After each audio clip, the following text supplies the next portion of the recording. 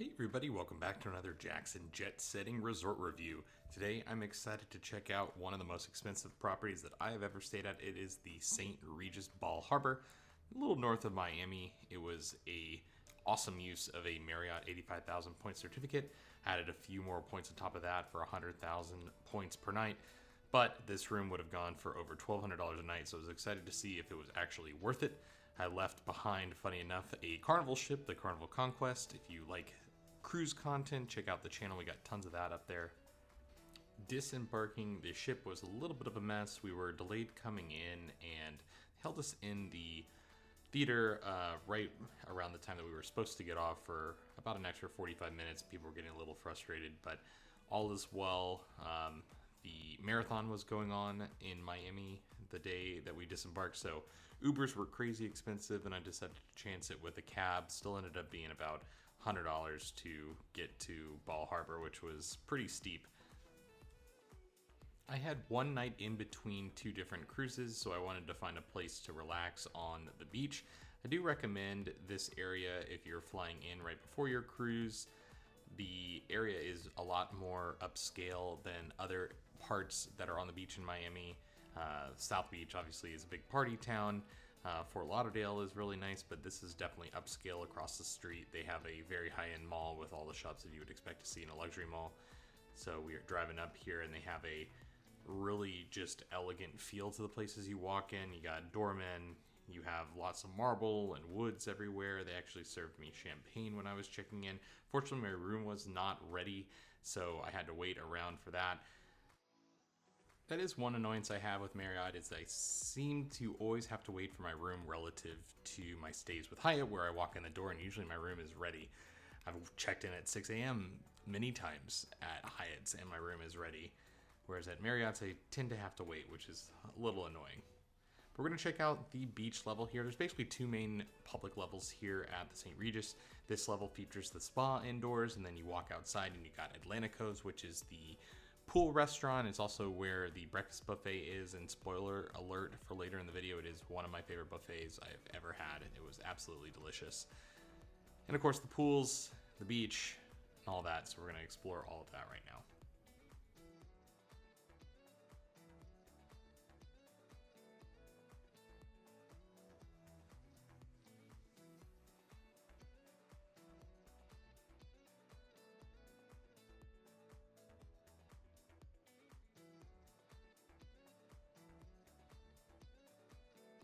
So there are two main pools for guests at the St. Regis. We have this lower pool, which is kind of the de facto family pool. They have beach attendants, pool attendants to help set up your chair. You got waiters walking around ordering cocktails for you. Outdoor seating for Atlantikos right here too. This pool was really, really nice. It did get busy later in the day, but when I was filming out here, when I arrived, pretty much no one was out there, and it was really nice, just starting to fill out. Here is a look at the beach side of the tower that I was staying in. There are two other towers, I believe, that have condos and they have their own pools. So they're kind of separated. I imagine that they can also use the hotel pool if they'd like. They have a beach bar right here with nice shade. Excuse me, pool bar, because the beach is across the path over there, and we're going to explore that in just a sec too. So you do have some day villas to rent, which is up the stairs a little bit from that main pool. And if you keep walking upstairs even further, there's gonna be one more pool that we'll check out. But this section does have really, really great ocean views. Just feels nice and private and upscale.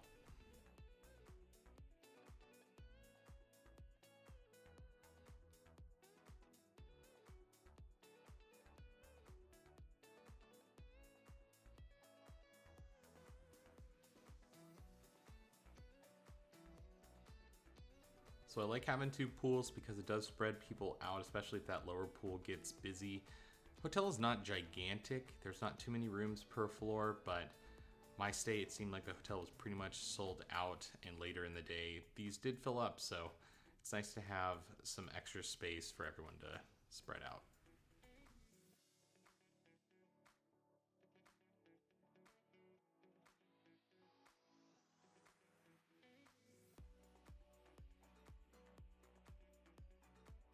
If you like this type of content, if you love resort tours or travel, please subscribe to the channel if you haven't already, and like this video. It really helps us out.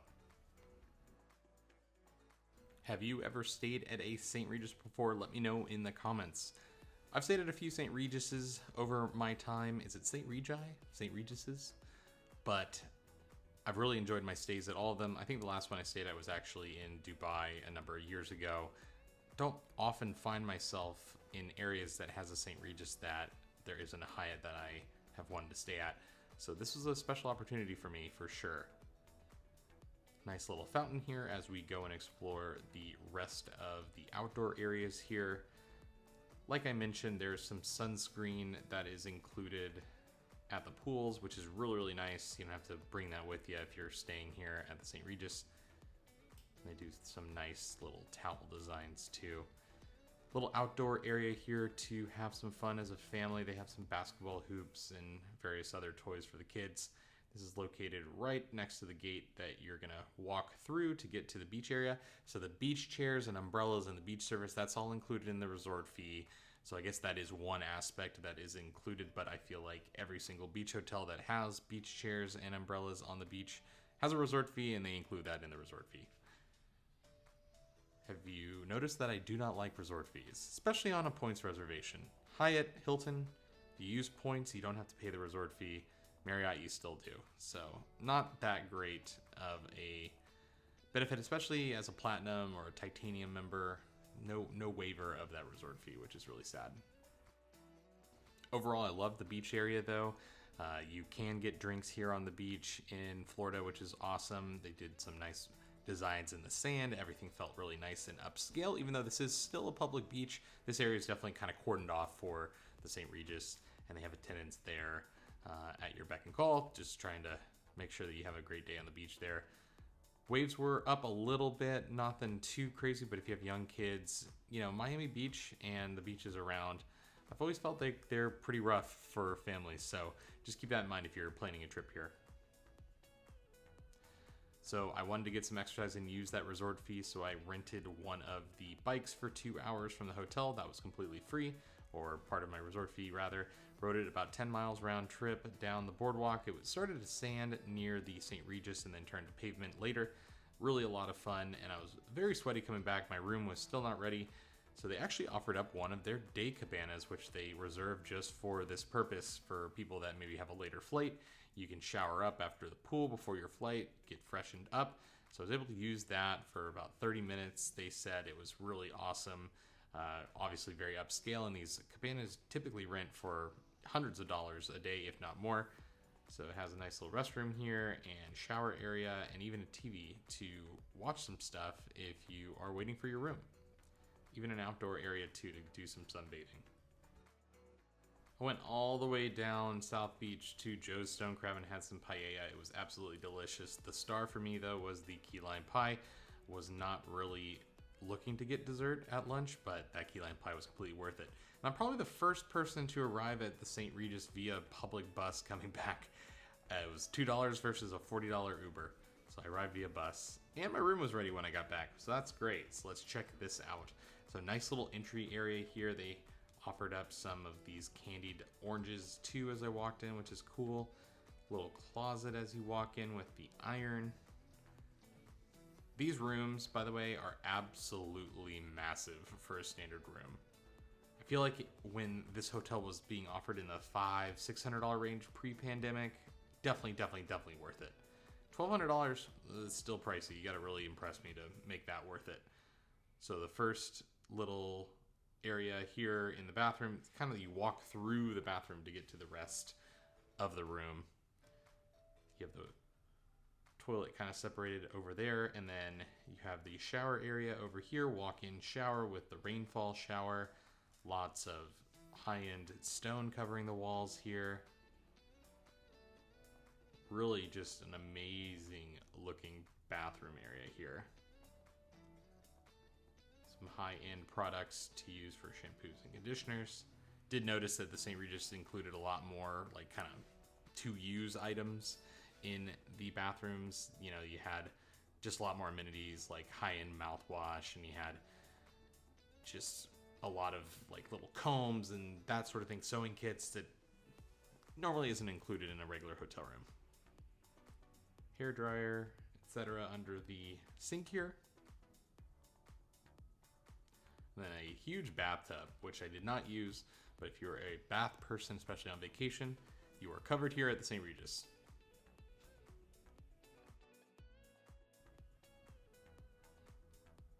Here is the walk-in closet where the bellman had left my bag. It's a huge closet here. So, I mean, a lot of the space of the room as you enter is just really dedicated just to the closet and the bathroom. You have another closet with the safe here. Of course, they have complimentary shoe shining for you at these types of hotels. So if you're bringing boots or anything leather that you're wearing on your feet, they'll shine that up for you for your big event. Now let's check out the bedroom. So nice little desk area to the right here. That's also where the wet bar will be, so that's the mini bar. I did have to follow up after my stay because I got charged for something on the mini bar, which is just super annoying. They have like sensors on the fridge part of it and something must have jiggled. I really hate that hotels do this, especially a high-end hotel, just having to call back after your stay. There was no fight.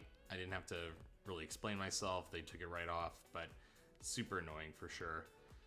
Nice little seating area though, huge couch, and then just one of the fluffiest beds I've slept in quite a while. The St. Regis bed was absolutely fantastic. Nice sized TV as well. And then over by the bedside table, some plugs. So this hotel was opened, I believe, in 2012, 2011.